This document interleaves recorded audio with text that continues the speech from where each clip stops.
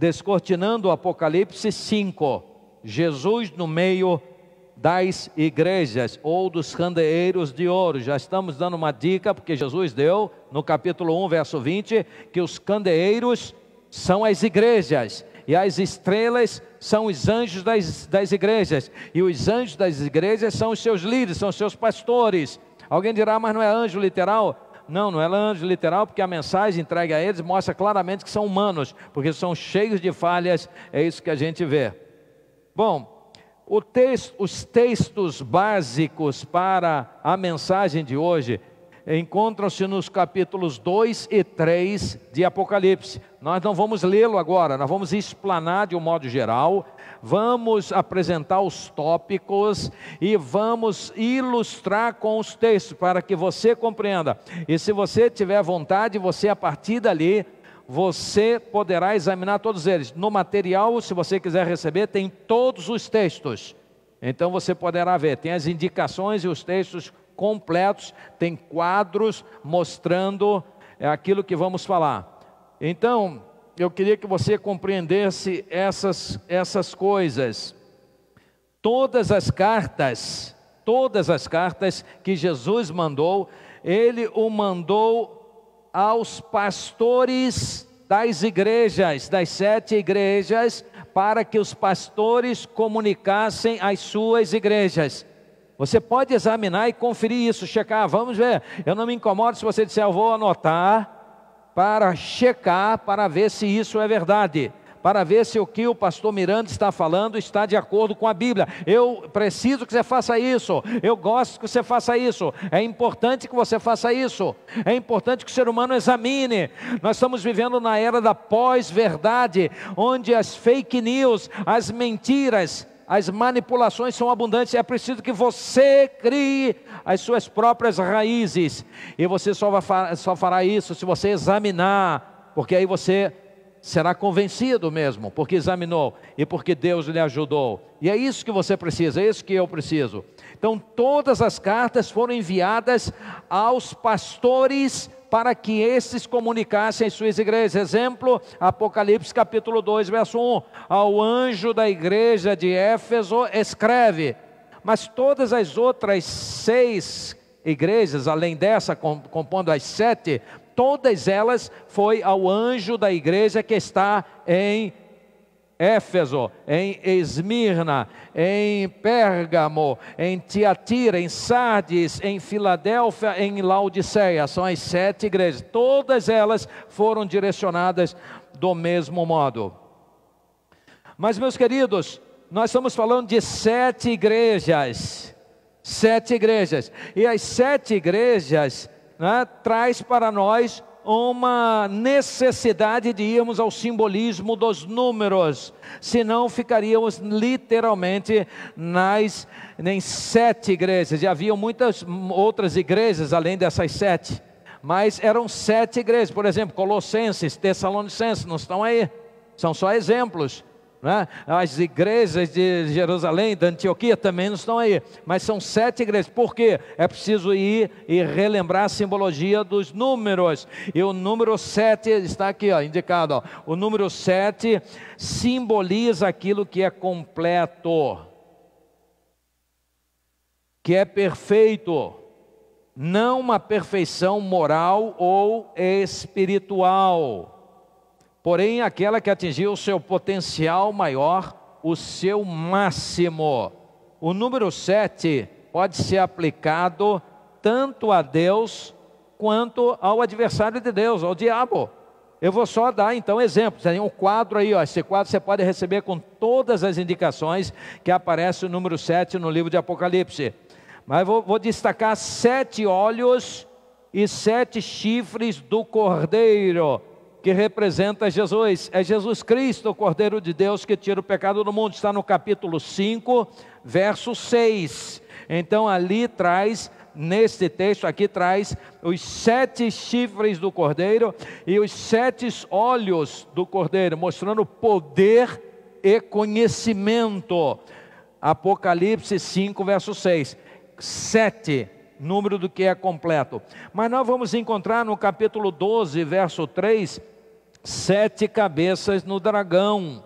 O dragão, que é o diabo, que é Satanás, que é a antiga serpente, que é este mentiroso, que é este covarde, que é esse sedutor, que é este malfeitor, este acusador terrível, este condenado. A mão de Deus pesa sobre a cabeça dele, ele está condenado, será destroçado, será lançado no lago de fogo e enxofre. Ele, este maligno terrível, que nos acusa dia e noite diante do nosso Deus, ele tem 7 cabeças também.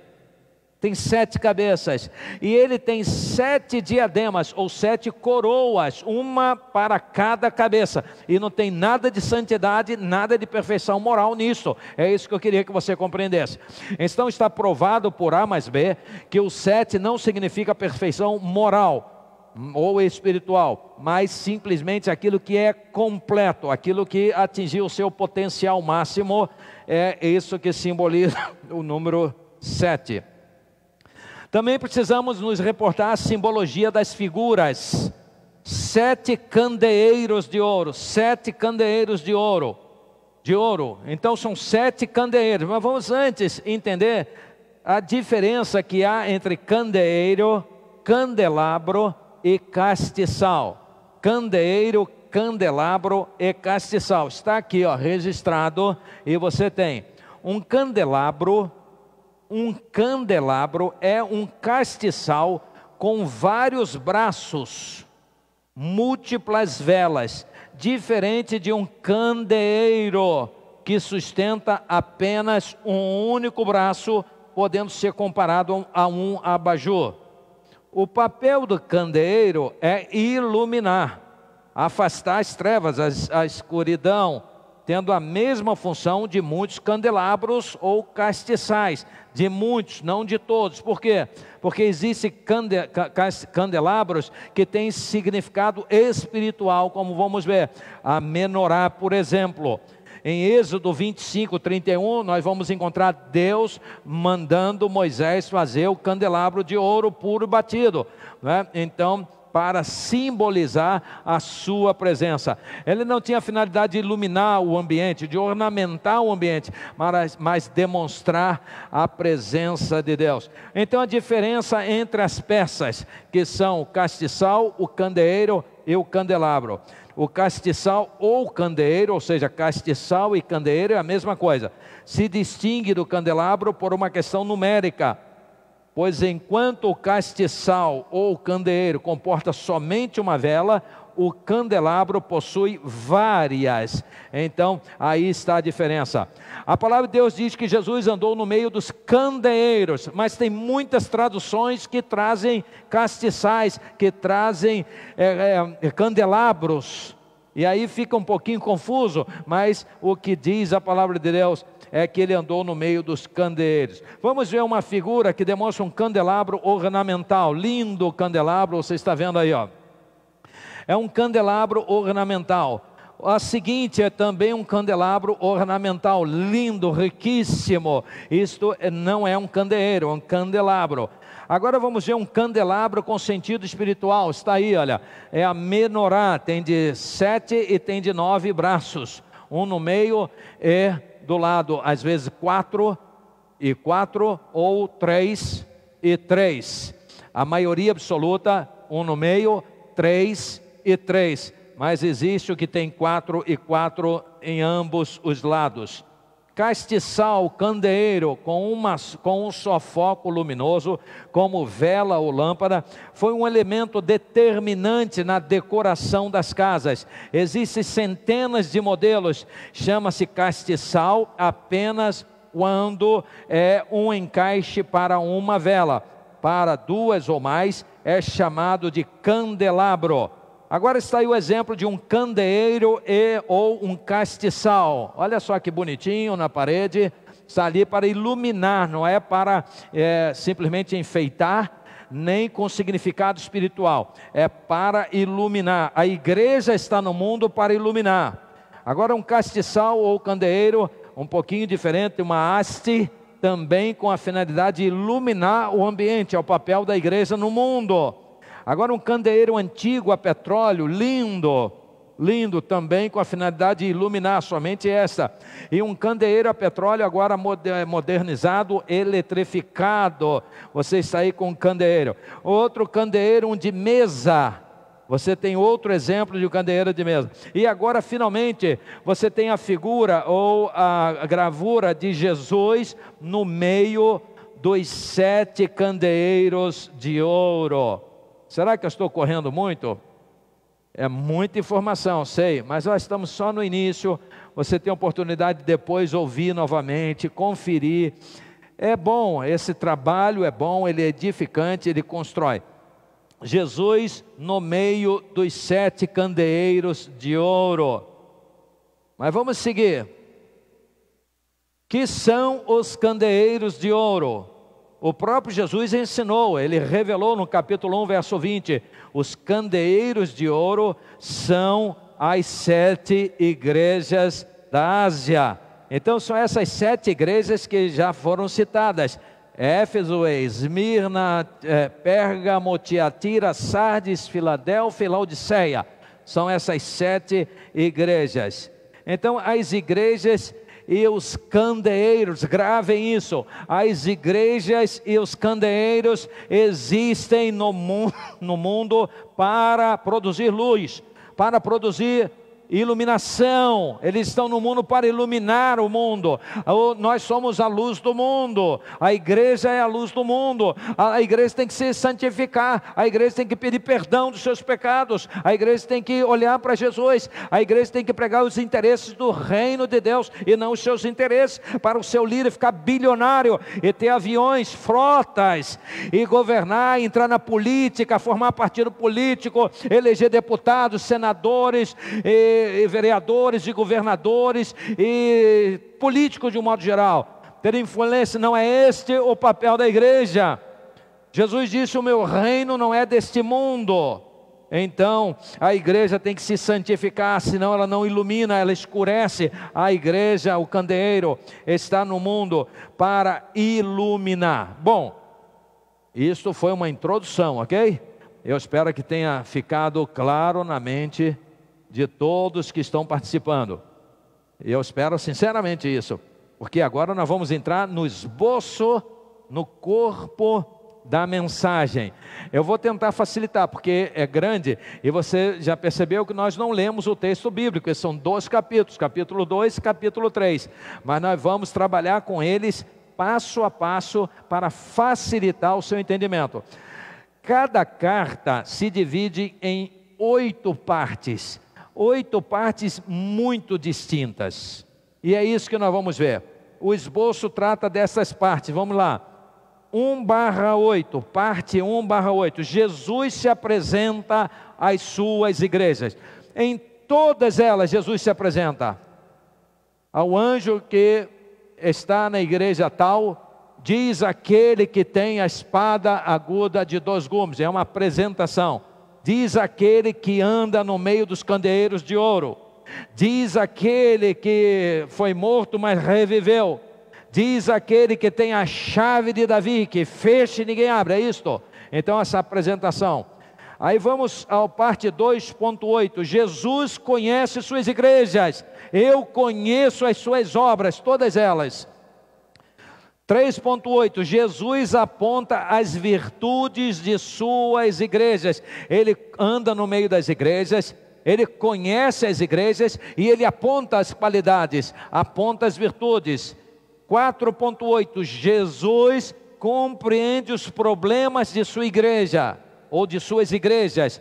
E problemas que eu estou dizendo, é um problema que vitimiza a igreja. A presença de um grupo falso dentro da igreja está vitimizando a igreja. Quando o pastor e a igreja toleram, aí é pecado, é culpa, é erro, é falha, está distinto. Estamos falando de problemas, igrejas que são irrepreensíveis, mas têm esses espinhos dentro da sua carne. Esta é 4.8, nós vamos voltar a eles, tá? Estou só adiantando para você ter uma visão panorâmica. Parte 5/8, Jesus mostra os erros das suas igrejas. Agora não é mais os problemas, são os erros, culpa culpabilidade, pecado, conivência, tolerância com o pecado. 6.8, Jesus orienta, exorta as suas igrejas. Todas elas nós vamos encontrar isso. E 7.8, Jesus pune as suas igrejas, aquelas que não se arrependem, e os pastores, aqueles que não se arrependem. Está claro isso na carta às 7 igrejas. E parte 8/8, Jesus promete bênçãos às suas igrejas, bênçãos para este tempo e bênçãos para a eternidade. E é isso que nós vamos trabalhar agora juntos. Vamos voltar então ao início, a primeira parte. Jesus se apresenta às suas igrejas. Ele é o dono das igrejas. Ele é o Senhor das igrejas. Ele anda no meio das igrejas. Ele conhece tudo que fazemos. Ele conhece os nossos corações. Jesus se apresenta à igreja. Nós temos aí o quadro comparativo, as apresentações. Capítulo 2, verso 1 diz assim: aquele que tem na mão direita as 7 estrelas. As 7 estrelas são os 7 anjos das igrejas. São os 7 pastores dessas igrejas, um de cada um, que anda no meio dos 7 candeeiros de ouro, ou seja, anda no meio da igreja. Jesus está aqui, Jesus está na sua casa, Jesus está em nossas vidas. Ele sabe quem somos. Isso é uma referência à igreja de Éfeso. Na igreja de Esmirna, está no capítulo 2, verso 8. Isto diz o primeiro e último, o que foi morto e reviveu. Esse é um quadro comparativo das apresentações. Todas as igrejas, em todas, ele se apresenta. A Pérgamo, aquele que tem a espada afiada de 2 gumes, capítulo 2, verso 12. A Tiatira, 2, verso 18. O Filho de Deus, isto diz o Filho de Deus, que tem os olhos como chama de fogo e os pés semelhantes a latão reluzente, significa poderio. Poderio. Então nós temos aí também em Sardes 3, capítulo 3, verso 1, o que tem os 7 Espíritos de Deus e as 7 estrelas. As 7 estrelas. Filadélfia, capítulo 3, verso 7, o que é santo, o que é verdadeiro. Ele está se apresentando. O que tem a chave de Davi, o que abre e ninguém fecha, fecha e ninguém abre, é a apresentação do revelador. E Laodiceia, aquela igreja que não era nem quente nem fria, mas morna, capítulo 3, verso 14, isso diz o Amém, a testemunha fiel e verdadeira, o princípio da criação de Deus. Então em todas as 7 igrejas, o revelador Jesus se apresenta, Ele é o Senhor. Então Jesus se apresenta às suas igrejas, Jesus se apresenta às igrejas que Ele tem no mundo inteiro. Vamos nos lembrar que 7 igrejas significa a totalidade das igrejas no mundo inteiro em todos os tempos. E estas 7 igrejas, por ser o número daquilo que é completo, da perfeição ainda que não seja moral, mas a perfeição daquilo que é completo, essas 7 igrejas trazem as ações e reações de todas as igrejas na face da terra. As nossas igrejas tomam virtudes e defeitos que estão estampadas aí. Então é isso que devemos compreender. É Deus falando ao seu povo de um modo geral. 7 é o número daquilo que é completo. Como 10 é o número daquilo que é amplo, às vezes até infinito. 1000, às vezes infinito. Ou então muito, um extenso período ou uma extensa quantidade. Então Jesus se apresenta às suas igrejas. Em segundo lugar, Jesus conhece as suas igrejas. Jesus se apresenta a nós, mas Jesus nos conhece. Ele me conhece pelo lado de dentro. Ele sabe de minhas qualidades e dos meus defeitos. Ele sabe das suas qualidades e dos seus defeitos. Ele sabe das nossas virtudes e das nossas fraquezas. Ele sabe dos nossos sonhos. Ele sabe das nossas posturas. Ele sabe se o traímos ou se o honramos. Ele conhece tudo sobre nós. Jesus conhece as suas igrejas. Igrejas são pessoas. Igreja é reunião de seres, de homens, de mulheres, de crianças, de idosos, de jovens, de adolescentes. A igreja somos nós, é o corpo de Cristo. Ele conhece as suas igrejas. Ele anda no meio, ele conhece. Vamos então aos exemplos que temos na palavra de Deus. A Éfeso, ele diz no capítulo 2, versos 2 e 3, conheço as tuas obras, e o teu trabalho e a tua perseverança, e que não podes suportar os maus, e que puseste à prova os que se dizem apóstolos, mas não o são, e os acharam mentirosos. Então eu conheço, Jesus conhecia o problema que eles estavam vivendo, e ele viu, ele reconheceu, ele conhece e disse: olha, eu reconheço a luta de vocês contra esses mentirosos, vocês colocaram eles a provas e desmascararam a eles. Isso é hombridade, é a igreja de verdade, não é a igreja que se corrompe, que faz política. Possivelmente esses aqui seriam poderosos, grandes, apóstolos, ricos, interessantes para essas igrejas que querem cada vez ficar mais ricas, mas não para aquelas que querem servir a Deus. E Éfeso era assim. A Esmirna ele diz: conheço a tua tribulação, a tua pobreza, aí põe entre parênteses, mas tu és rico. Eu conheço a blasfêmia dos que se dizem judeus e não são, mas são a sinagoga de Satanás. Então é um problema da igreja, e Jesus conhece. A Pérgamo ele diz assim: olha, sei onde habitas, que é onde está o trono de Satanás. Que lugar terrível, que cidade terrível, que cidade perdida, que cidade corrompida, desviada de Deus completamente. Satanás estava reinando nessa cidade. Aí está o trono de Satanás. Contudo, retens o meu nome e não negaste a minha fé, mesmo nos dias de Antipas, minha fiel testemunha, que foi morta entre ti, onde Satanás habita. Terrível, né? Mas a Tiatira ele diz, 2 verso 19, conheço as tuas obras, o teu amor e o teu serviço, e a tua fé e a tua perseverança, e sei que as tuas últimas obras são maiores do que as primeiras. Que maravilha! A Sardes, capítulo 3, verso 2, ele diz assim: conheço as tuas obras, tens nome de que vives, mas estás morto. Que isso? Lembra, ao anjo da igreja, está falando para o pastor da igreja: você, pastor da igreja de Sardes, você tem nome de que está vivo, mas você está morto. E isto reflete na sua igreja. Que responsabilidade é nossa. Oh Deus, tenha piedade de nós, que temos essa responsabilidade tão grande. Conheço as tuas obras, que tem nomes que vivem, mas estás morto. A Filadélfia diz: conheço as tuas obras. Ele diz simplesmente assim. E quando ele vai falar, ele fala sobre virtudes, mas ele conhece as obras. E Laodiceia também: eu conheço as tuas obras, mas as obras de Laodiceia eram ruins, mas eu conheço, diz Jesus. Eu ando no meio das igrejas ou dos candeeiros de ouro, eu tenho as estrelas que são os pastores nas minhas mãos, eu conheço os corações deles, e eu conheço tudo que a igreja faz. É isso que está dizendo, Jesus conhece as suas igrejas. E você, igreja de Jesus, como é que você vive? O que você faz? Quem você é? Como é que está seu coração?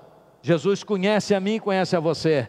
E nós devemos nos apresentar a Ele e dizer: Senhor, aqui estou, tenha misericórdia de mim. Mas ainda temos a parte 3/8. Jesus aponta as virtudes de suas igrejas. Maravilhoso isso. Então Jesus, que anda no meio das igrejas e conhece as obras, conhece tudo, ele aponta os problemas, mostra os problemas, as falhas, mas mostra as virtudes também, as virtudes. E vamos então ver as virtudes. Aqui estão as virtudes, olha. A Éfeso, capítulo 2, verso 2, tem perseverança, ativo no combate aos maus, pondo à prova os falsos apóstolos, coragem para sofrer e não desfalecer, não entrega os pontos. Isto são qualidades, virtudes da igreja de Éfeso. Perseverança, ativo no combate, não tem medo, combateram os falsos. A Esmirna, igreja espiritual, é uma igreja espiritual, 2 verso 9, parte primeira, parte A. Eu conheço a tua pobreza, mas tu és rico. Ou seja, é espiritual. é rico diante de Deus, é rico diante do Pai, é rico diante de Jesus, é rico porque obedece o Espírito Santo de Deus, é rico porque ama a Deus. Então ela é pobre, é uma igreja pobre. Assim encontramos igrejas pobres, mas igrejas ricas na ótica de Deus. Esmirna é uma dessas. Pérgamo, aquela que está na habitação de Satanás. Que coisa terrível! Sei onde habitas, que és onde está o trono de Satanás, contudo retens o meu nome e não negaste a minha fé, mesmo nos dias, então isso é virtude, mesmo nos dias de Antipas, minha fiel testemunha, que foi morta entre vós, onde Satanás habita. Que coisa terrível, né? Depois nós vamos falar um pouquinho mais para frente sobre a época que o Apocalipse foi escrito. É dito que foi época de grande perseguição, que estavam matando tudo quanto é crente, que estavam levando os crentes para, você sabe disso, para as arenas, para o Coliseu, estava botando eles aos animais. Mas olha só, quando eu vejo que Jesus que anda no meio dos candeeiros, Jesus que conhece as obras, Jesus que é o dono das igrejas, Jesus que tem os pastores nas mãos, Jesus disse simplesmente assim: não me negaste a minha fé, mesmo nos dias de Antipas, minha fiel testemunha que foi morta entre vós, onde Satanás habita. Ora, se ele dá o nome de uma testemunha que foi morta, me parece que nesta época não estava tendo essa mortandade que estavam falando. Porque se era de toda hora levar um punhado, uma penca para os coliseus, para as feras, a perseguição, não haveria nenhuma razão para nomear uma testemunha chamada Antipas nos dias, ou seja, dias passados, dias que já passaram.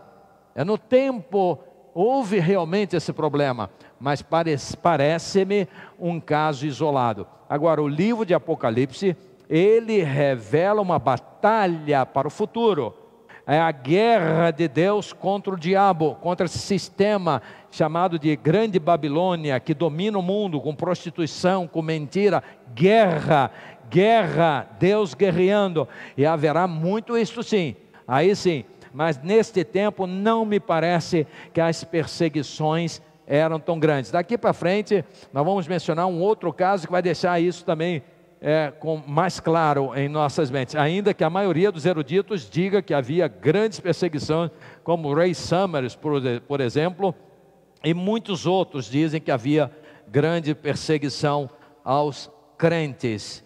Mas olha só, Tiatira, capítulo 2, verso 19, virtudes, obras, amor, serviço, fé, perseverança. As últimas obras são mais numerosas do que as primeiras. Olha, Deus acompanha tudo, até a evolução ou a involução, como foi em Éfeso, que nós vamos ver daqui a pouco. Então, as obras deles eram mais numerosas agora do que as primeiras. Estava crescendo a igreja de Tiatira. A igreja de Sardes, capítulo 3, verso 4. Mas também tens em Sardes algumas pessoas que não se contaminaram, não contaminaram as suas vestes, e comigo andarão vestidas de branco, pois são dignas. Sardes, o problema de Sardes é que no capítulo 3, verso 2, Jesus disse: você tem fama de que vive, mas está morto. Ou seja, você, a sua igreja, vocês estão mortos e tem fama. Ou seja, deve ser uma igreja rica, poderosa, tem fama, boa fama, mas o conteúdo está estragado. Mas Jesus diz, reconhece qualidades também, diz: mas também tens aí em Sardes algumas pessoas que não se contaminaram, não contaminaram suas vestes, ou seja, as demais se contaminaram com prostituição espiritual, contaminaram com egoísmo, contaminaram com falsas doutrinas, etc. E elas andarão vestidas de branco, pois são dignas. Virtudes em Filadélfia, estamos no ponto 3/8, diz assim, verso também 3:8, diz assim: diante de ti pus uma porta aberta que ninguém fecha. Sei que tens pouca força, entretanto guardaste a minha palavra e não negaste o meu nome. Então Filadélfia é uma igreja que tem pouca força, mas é fiel a Jesus, e Jesus conhece. Laodiceia, virtudes em Laodiceia, virtudes em Laodiceia. Você não encontra nenhuma virtude, é uma igreja riquíssima, poderosíssima. Deus não encontra virtude alguma em Laodiceia. Então devemos ter cuidado, porque Deus sabe o que há dentro de nós. Deus sabe das nossas obras. Às vezes eu fico preocupado quando a igreja vai eleger líderes, e então alguém indicado diz: eu declino, aí indica outro, eu declino, aí indica outro, eu declino, aí indica outro, eu declino, indica outro, eu declino, indica outro, eu declino, eu não tenho tempo, eu não posso, eu não quero, eu me aborreci, eu não faço, não. Eu fico ouvindo essas coisas, e eu fico observando como Jesus está vendo isso, como Deus está ouvindo isso, a quem a pessoa está servindo, a quem o crente está servindo. Ele está dizendo: não quero nada contigo, você vai me dar trabalho aqui, eu estou em muito trabalho, você não vai me ocupar, ou o senhor não vai me ocupar aqui de jeito nenhum. Temos que ter cuidado com isso, muito cuidado. Eu me lembro de uma ocasião de um crente aqui numa das igrejas aqui de Jacarepaguá, não vou citar o nome, em que ele trabalhava muito na igreja, mas ele começou a se aborrecer na igreja por problemas. Nós somos humanos, nos aborrecemos em família, vamos aborrecer quando o grupo é maior, óbvio que sim, temos que ter sabedoria, e perdoando-nos mutuamente, superando as dificuldades e as diferenças. Mas ele chegou nas eleições para os novos cargos. Quando ele foi ser indicado, quando ele estava sendo indicado, ele disse: este ano eu quero sombra e água fresca. Ele falou literalmente isso: eu quero sombra e água fresca. Uns 2 meses ou 3 meses depois, ele teve um infarto e faleceu, e foi enterrado no cemitério do Pechincha. E quando estava sendo sepultado, toda a igreja percebeu que a sepultura dele estava sob uma grande mangueira e havia muita sombra. E mais adiante, sol, muito sol. Onde ele estava sepultando, sombra. E aí depois perceberam que havia uma torneira que não fechavam, e saía água. A torneira estava com defeito, escorria água pertinho da sepultura dele, água fresca. Água fresca. As pessoas disseram: olha, literalmente, ele agora tem sombra e água fresca. Pode ter sido uma coincidência, eu não sei, não posso garantir que foi em resposta a isso, porque Deus é tão misericordioso, tão bom, né? Mas tem Ananias e Safira também. Deus é tão bom, tão misericordioso, mas eles morreram. Deus não é o bonachão que pensam, nem o Papai Noelzão. Deus é justiça, é santo, Ele sabe muito mais. Como eu já soube de um caso em que uma empresa saiu para o outro estado para fazer um curso, e aquela turma todinha se envolveu com mulheres, e tinha um diácono também de uma igreja de Jacarepaguá. E o diácono estava junto e foi para as orgias também. E dentre vários que foram para a orgia, apenas um contraiu AIDS. E você já sabe quem foi o diácono. Só o diácono contraiu AIDS. Então nós temos que temer e tremer e honrar a Deus. Estamos sujeitos a pecar, somos pecadores, mas que saibamos encarar, que saibamos que há consequências, e que nos apresentemos diante de Deus honestamente. E é isso que Ele espera: honestidade, verdade. Vamos confessar os nossos pecados. Ele é fiel e justo para nos perdoar os pecados e nos purificar de toda a injustiça. Então vimos as virtudes. Parte 4/8, nós vamos ver que Jesus compreende os problemas de suas igrejas. Isso é bem rápido.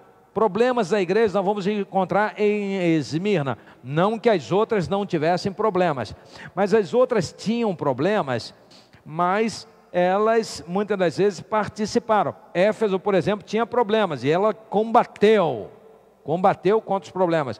Mas Esmirna tem um problema só: conheço a blasfêmia dos que se dizem judeus e não são, mas são a sinagoga de Satanás. A culpa não era de Esmirna, estavam perturbando a igreja.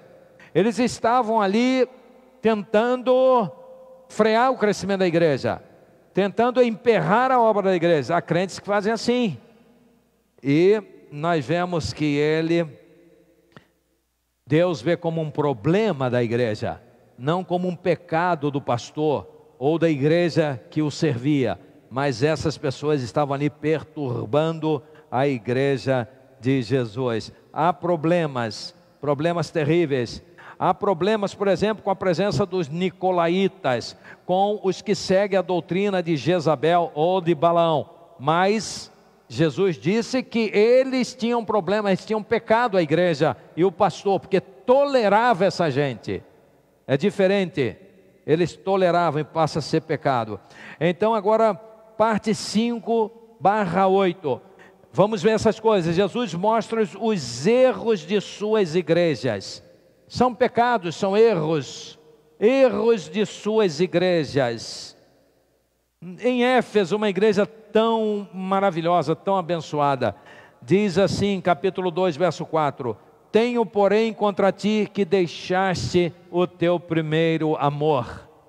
Então a igreja de Éfeso, tão abençoada, foi se esquecendo do primeiro amor. Ela estava diferente agora, ela estava mais técnica, ela estava mais cheia de si, ela havia deixado o primeiro amor, as primeiras experiências.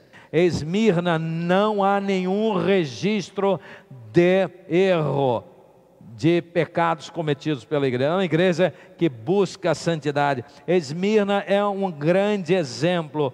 Esmirna é uma bênção. Esmirna, igreja, eu conheço a tua pobreza, mas tu é rico. É uma igreja espiritual. Então não tem nada que Jesus aponte como erro, ainda que fosse formada por pecadores, mas gente sincera.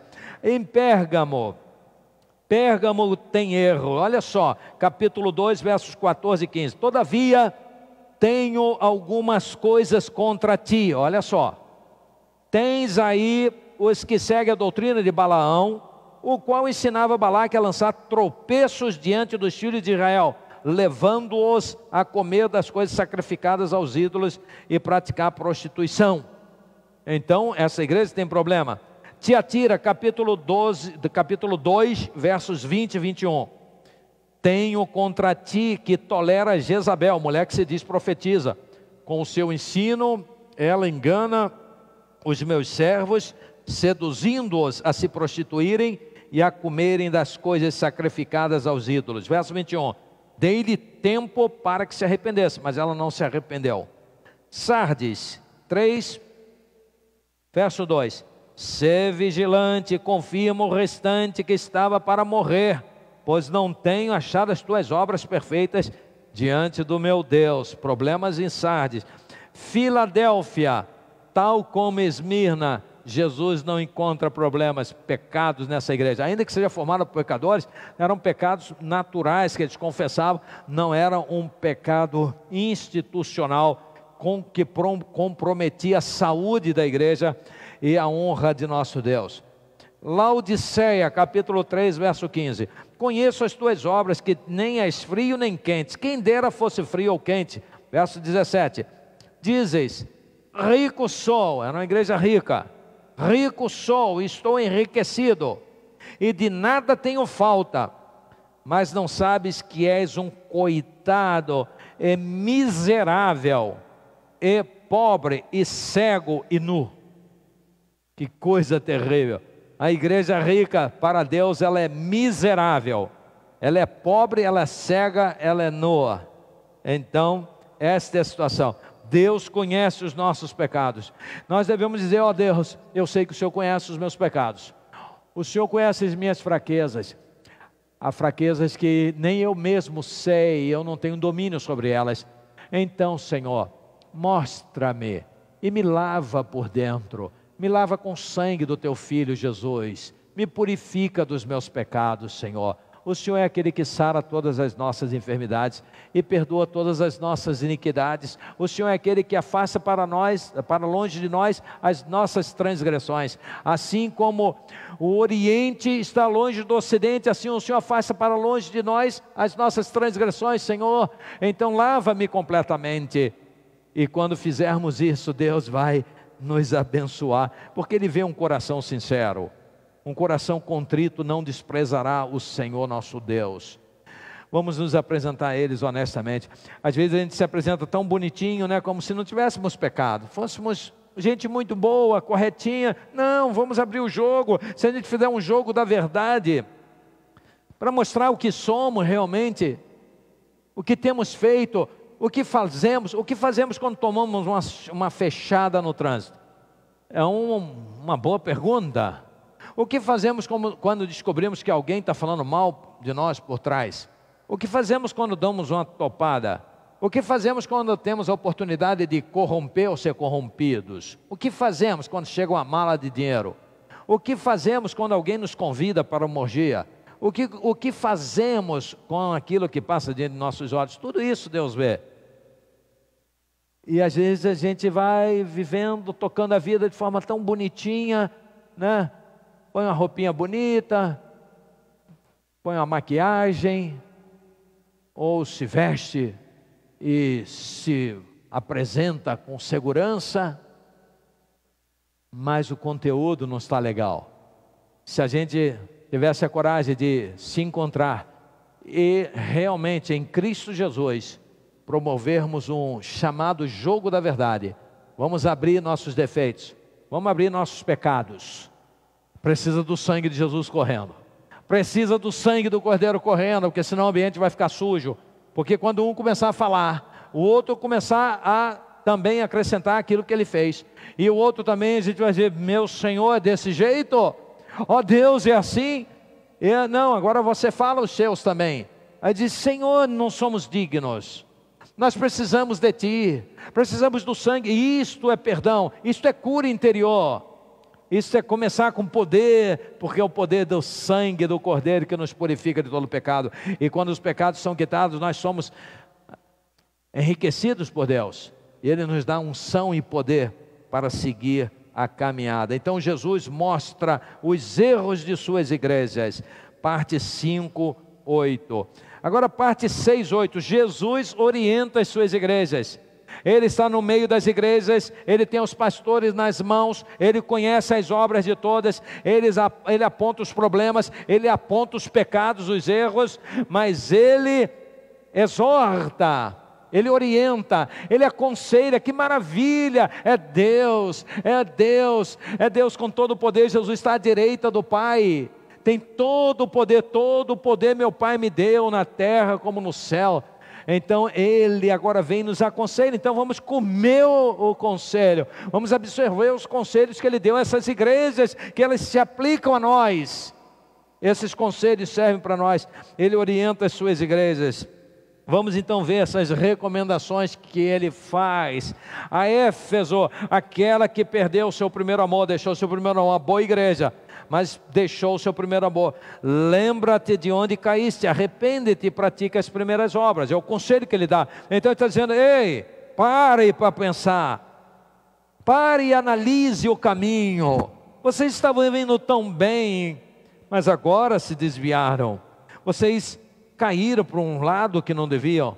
Voltem, vejam onde vocês começaram a se desviar. O que aconteceu? Qual foi o detalhe? O que você fez? O que você escolheu? O que você decidiu? O que você rejeitou que não era para ter rejeitado? O que você deixou de fazer que você fazia? Oh Deus, tenha misericórdia de nós. O que eu deixei de fazer que eu fazia para me esfriar? Me esfriei, Senhor. Então volte. Lembra-te, Senhor, está dizendo para mim e para você, de onde você caiu, e arrependa-te e volte às primeiras obras. É isso que Jesus está dizendo para nós, falando para nós. A Esmirna, Ele recomenda: não temas as coisas que estás para sofrer. Olha só, outro detalhe: estás para sofrer. Parece que não está sofrendo o que dizem que estavam. Sofrimentos normais, não aqueles absurdos. Não temas as coisas, obrigado Priscila, não temas as coisas que estáis para sofrer. Escutai, o diabo lançará alguns de vós na prisão. Ué, não está todo mundo indo para a prisão? Não está todo mundo indo para a arena, pior do que a prisão?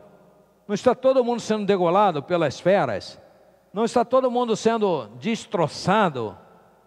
Ué, eu prefiro crer em Jesus, que anda no meio dos candeeiros, que conhece as igrejas e conhece as estrelas e tem nas mãos, e conhece a história, é o Senhor da história, e não nos intérpretes. Os intérpretes são muito bons, não estou criticando.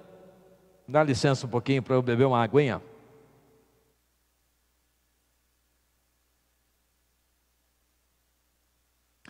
Eu prefiro acreditar em Jesus, eu prefiro acreditar na revelação.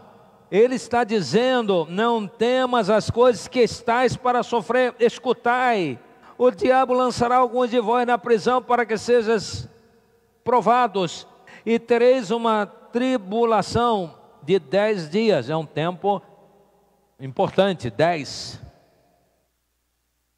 Mas tereis, é futuro, e tereis uma tribulação de 10 dias. Jesus não está vendo a perseguição e a degolação e as feras que estão comendo nos coliseus. Jesus não está vendo isso. Jesus está vendo uma outra realidade. E é a realidade que eu prefiro acreditar do que nos milhões de livros, mesmo que venha lá dos pais da igreja, lá do século I. Ah, mas que autoridade tem um pastor Miranda para questionar os pais da igreja?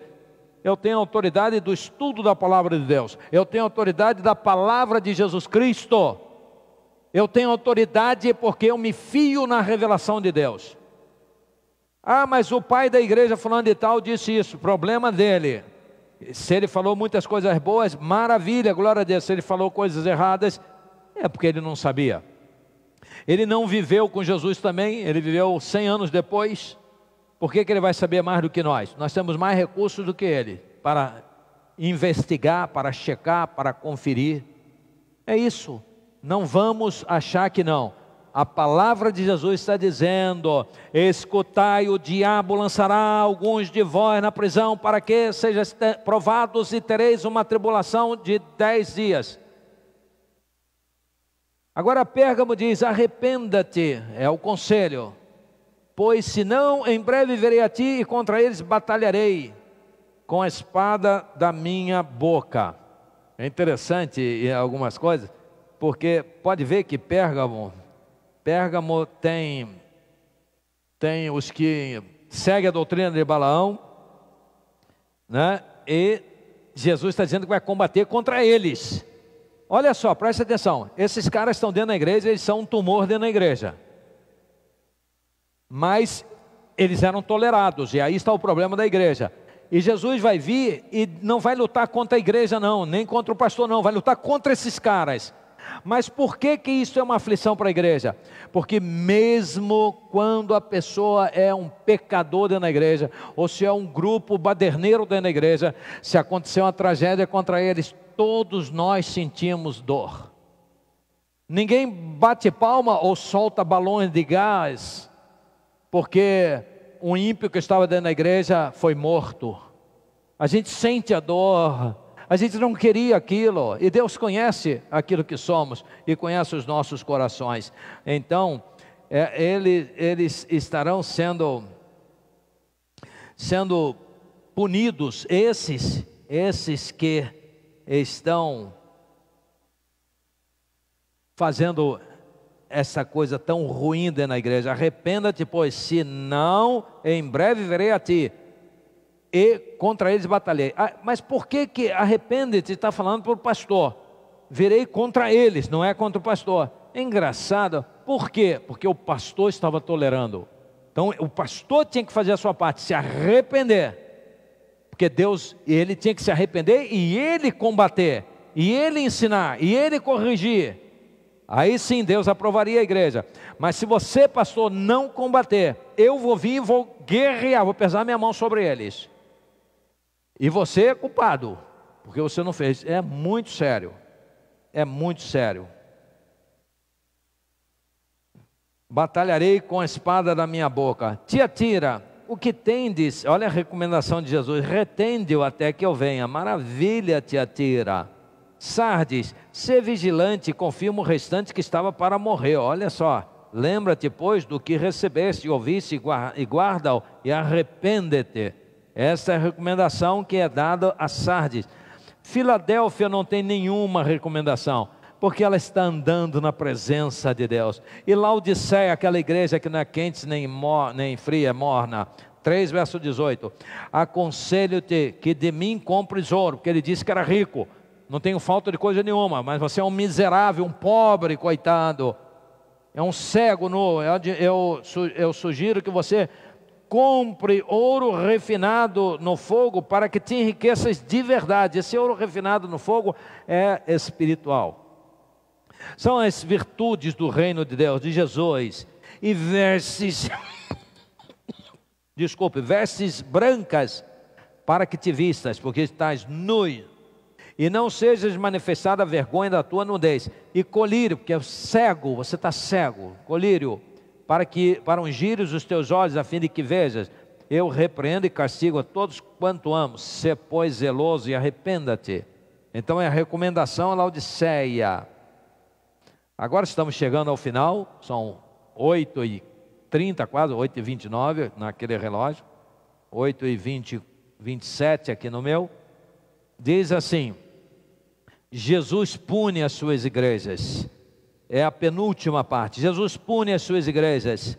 Éfeso, se lembra, primeiro amor, volte o conselho. E se ele não ouve o conselho, se não te arrependeres, brevemente virei a ti e removerei do seu lugar o teu candeeiro. Se não te arrependeres. Quem era o candeeiro? A igreja. E quem tinha que se arrepender? Era o pastor que refletia na igreja. Então o pastor que tinha que se arrepender, corrigir aquele problema que a igreja toda se envolveu, e aí volta a bênção, senão Deus ia arrancar dele, e a igreja seria prejudicada, e a igreja sofreria com isso. Esmirna, punição, não tem punição para Esmirna, porque ela anda no caminho do Senhor. É uma igreja pobre, lembra? Você é pobre, mas na verdade você é rica, é o que Jesus diz. Em Pérgamo, parece que contra o pastor e a igreja verdadeira, nenhuma punição todavia havia. Todavia, aos que praticavam as iniquidades descritas, havia uma guerra de Deus contra eles. Então não havia nada pessoalmente para atingir a igreja ou o pastor, mas só aqueles pecadores que estavam desviados, seguindo doutrinas terríveis, doutrinas pecaminosas, aquelas doutrinas que eram combatidas por Deus e que foi exemplificada no que Balaão fez contra Israel para prejudicar Israel. Então, parece que Deus vai combatê-los, e aí o sofrimento da igreja é pelo combate a eles, se o pastor não se arrependesse, a igreja não mudasse de postura. Tiatira, capítulo 2, versos 22 e 23. Portanto, lançá-la-ei, aquela mulher, né, Jezabel, aquela que ensinava as pessoas a se prostituírem, olha só, arrependa-te, portanto, senão, lançá-la-ei num leito de dores, bem como em grande tribulação, os que com ela adulteram, caso não se arrependam. Olha a bondade e a benignidade de Deus. Caso não se arrependam das obras que ela incita, ferirei de morte os seus filhos. Sardes, mas não vigiares, virei sobre ti como um ladrão, e não saberás a que hora virei. Filadélfia, 3 verso 9. Farei aos da sinagoga de Satanás, aos que se dizem judeus e não são, mas mentem, farei que venham e adorem prostrados a teus pés, e saibam que eu te amo. É interessante, né? Era aquela igreja que estava a sinagoga de Satanás lá dentro, Os judaizantes, ele disse, eles dizem que são judeus, mas na verdade são a sinagoga de Satanás. Não era um problema da igreja, mas na igreja. Não era um pecado da igreja, mas era um tumor dentro da igreja. E Deus ia combater contra eles, ia fazer com que eles se humilhassem e viessem e adorassem prostrados aos pés daquele pastor e daquela igreja, adorasse a Deus. Laodiceia, assim a punição, porque és morno e não és frio nem quente, vomitar-te-ei da minha boca. Que coisa terrível. Finalmente, parte 8:8. Jesus promete bênçãos às suas igrejas. Há promessas de bênçãos, há promessas de grandes coisas. Para Éfeso 2:7, ao que vencer, dar-lhe a comer da árvore da vida que está no paraíso do Pai, ou seja, vida eterna, saúde, bênçãos, aquela que deixou o primeiro amor e que é recomendada que volte ao primeiro amor, que veja onde caiu. Esmirna, ser fiel até a morte, dar-te-ei a coroa da vida. Ao que vencer, de modo algum sofrerá o dano da segunda morte. Capítulo 2, versos 10 e 11. Então está aí Esmirna. Pérgamo 2:17. Ao que vencer, darei do maná escondido, e lhe darei uma pedra branca, e na pedra um novo nome escrito, o qual ninguém conhece, senão aquele que o recebe. Isso é bênção de Deus, é bênçãos eternas. Tiatira, digo-vos, porém, a vós, os demais que estão em Tiatira, e a todos quantos não têm esta doutrina, aquela doutrina terrível de nicolaítas e etc., que não conheceram, como diz, as profundezas de Satanás, que outra carga não porei sobre vós. Sardes 3:5. O que vencer será vestido de vestes brancas, de maneira nenhuma arriscarei o seu nome do livro da vida, mas confessarei o seu nome diante do meu Pai e diante dos seus anjos. Filadélfia, visto que guardaste a palavra da minha perseverança, também eu te guardarei da hora da tribulação que há de vir sobre todo o mundo, para provar os que habitam sobre a terra. Ora, então é uma hora de tribulação que há de vir, claro, é Jesus que está dizendo, esse tempo virá ainda, é o tempo da grande tribulação, mas e é o tempo em que escreveu? Está falando do futuro, naquela época era futuro, eles não estavam passando essa realidade. Ao contrário da maioria dos eruditos, eu prefiro mais uma vez ficar com Jesus. Visto que guardaste a palavra da minha perseverança, eu também te guardarei da hora da tribulação que há de vir sobre todo o mundo, para provar os que habitam sobre a terra. Venho sem demora, guarda o que tens, para que ninguém tome a tua coroa. A quem vencer, eu farei coluna no templo do meu Deus, de onde jamais sairá. Escreverei sobre ele o nome do meu Deus e o nome da cidade do meu Deus. Então olha só, é claro que é simbólico. Vou fazer coluna, você acha que vai virar uma coluna igual a essa, vai ficar no templo lá, a eternidade? Não, mas é firmeza, é presença, é importância, é ser importante na vinda futura, na eternidade, é fazer parte daquilo que Deus quer. E Laodiceia, é impressionante como é que tem promessas para aquela igreja que não era nem quente, nem fria, mas morna, e que Jesus disse, se não se arrepender, vou vomitar da minha boca. Olha só, capítulo 3, versos 20 e 21. Eis que estou à porta e bato, se alguém ouvir a minha voz e abrir a porta, eu entrarei em sua casa, e com ele cearei, e ele comigo. Ao que vencer, dar-lhe-ei a sentar-se comigo no meu trono, assim como eu venci e me assentei no trono com meu Pai. Então Laodiceia tem essa promessa, se arrepender vai sentar no trono junto com Jesus Cristo. Isto mostra o imenso amor de Deus, a graça, a bondade, as misericórdias.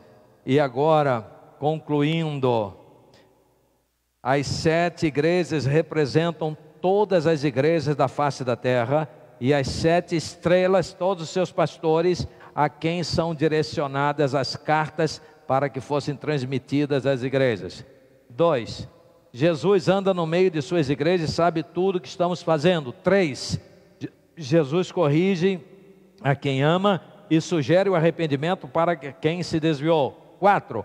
Jesus tem as igrejas e seus pastores em suas mãos e faz deles e delas o que quiser. 5. Jesus ama a sua igreja de modo incondicional, requerendo apenas que estas andem em retidão.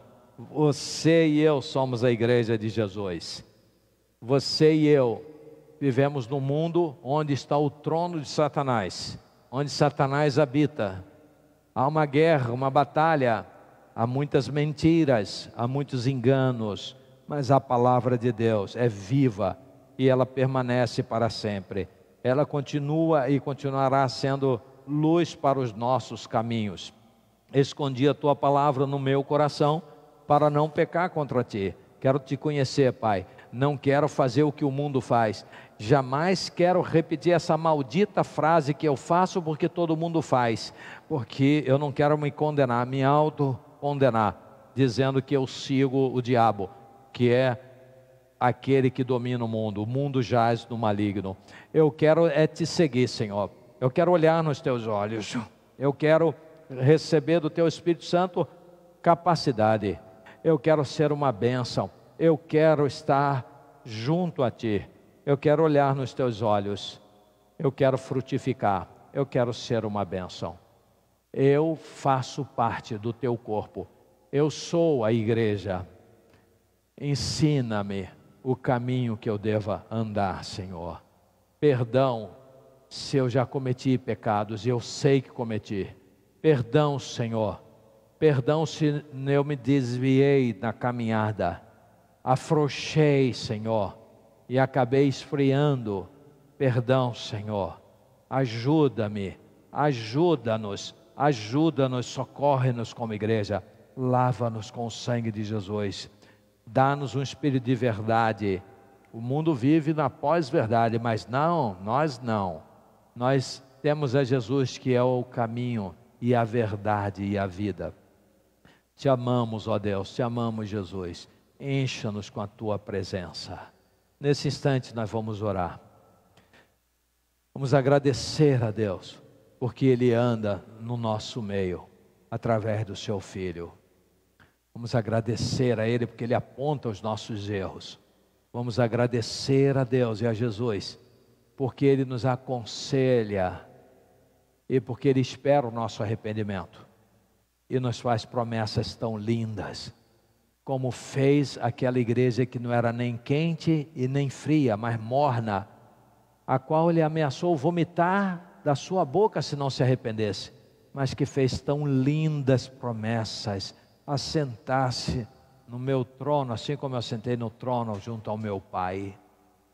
Ó bendito Deus, como nos sentimos pequenos, frágeis, precisamos de Ti, necessitamos de Ti, precisamos do Teu perdão, precisamos estar contigo para Te ouvir, para aprender de Ti, para colher aquilo que o Senhor tem para nós. Ó Pai, nós somos frágeis e pecadores. Venha nos perdoar então dos nossos pecados e firmar os nossos pés sobre a rocha, para seguirmos em frente, não confiando em nós mesmos, mas confiando em Ti, ó Deus, buscando em Ti as saídas, buscando em Ti o refrigério, buscando em Ti a unção, buscando em Ti o pão que alimenta nossas almas, a água que nos sacia a sede. Encha-nos com a Tua presença, ó Pai. Ser glorificado e ensina-nos como igreja a renunciar toda e qualquer espécie de mentira, de engano, a religião que afasta o homem de Ti e que o torna tão vaidoso, porque o homem sempre pensou que religião é aquela solução, quando a religião sempre combateu ao Senhor, como combateu a Jesus. Jesus nunca se aliançou à religião, nunca se entenderam, nunca houve harmonia entre Jesus e a religião, nunca. É só pesquisarmos, qualquer um de nós que vamos descobrir isso. O Senhor quer relacionamento de amizade, de amor, de pai para com filhos, de filhos que renunciam às suas próprias vidas por amor a Ti e buscam entender a Tua vontade. Aí nos reunimos como igreja, porque a igreja significa reunião, para Te adorar e Te bendizer e pregar a Tua palavra e ensinar os Teus caminhos. Fica conosco, ó Pai. Obrigado por estas 7 cartas escritas por Jesus aos pastores para comunicarem às igrejas, aquelas 7 igrejas que simbolizam ou representam todas as igrejas da face da terra de todos os tempos e que nos ensinam e nos corrigem tanto. Nós Te louvamos em Cristo, ó Pai, Deus eterno. A Ti, Jesus, Te damos honra. Encha-nos com Teu Espírito. Amém, Senhor.